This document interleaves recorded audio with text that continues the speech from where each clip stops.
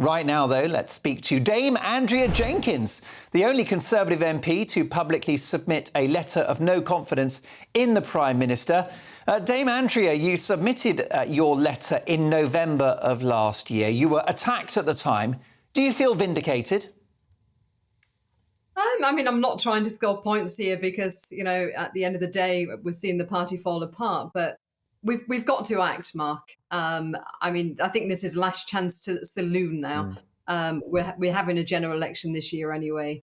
Let's get rid of Rishi. Let's get somebody who's got balls of steel, who will actually be prepared to come out of the European Court of Human Rights and stand up to these judges and all the bleeding heart liberals who are trying to stop us sending them to Rwanda and stop us turning around the boats. That's what we need, somebody who's strong like that, Mark. How swiftly could a new leader be elected? Could it be an accelerated process? I guess it would need to be, Dame Andrea. Yes, of course it could. It could be done within, 6 to 8 weeks.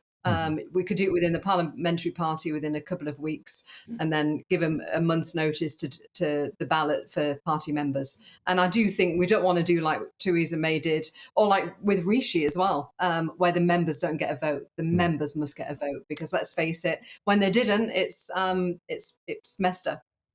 Who would be your preferred candidate, or would you care to throw a couple of names out there? Yeah, to me, it's got to be somebody on the centre right. Pretty's quite strong, Suella. Either one of those, I'd certainly be happy with. Is this conversation about replacing Rishi Sunak not a gift to Labour, though, Dame Andrea? Well, I think unfortunately, Rishi is a gift to Labour at the moment. So it's which is lesser of the two evils, really. So this is why I think we've got to act on it. We've got to replace Rishi. And even though he won that vote last night, but hearing that more letters are going into today, I still think he's on borrowed time, Mark. I'd be very surprised if he's taken us into the election. How many letters do you think have gone in? Because I understand that 53 is the magic number to provoke a contest. I was whipping Joe and Theresa May's time to try and oust her. And I'm speaking to people over the last few weeks. And a couple of weeks ago, I did a tally. It was about 29 MPs who told me, but that was pre these disastrous polling, what we've seen at the weekend, and pre this Rwanda farce, what's happened the last 24 hours. So I'm sure that more has gone in since the weekend. Would the Tories not be a laughingstock if they selected yet another leader in such a short period of time? I think, unfortunately, as the poll shows, we're not exactly in favour at the moment, Mark. So we've got nothing to lose. So let's just get somebody, as I said, I want balls of steel here who will fight for the British public, not just give PR words, which Rishi does. And let's see if Starmer does even more PR words and he doesn't actually answer any questions. So we need somebody who's ballsy and strong. Do we have any idea who some of those signatories to letters going into the 1922 might be?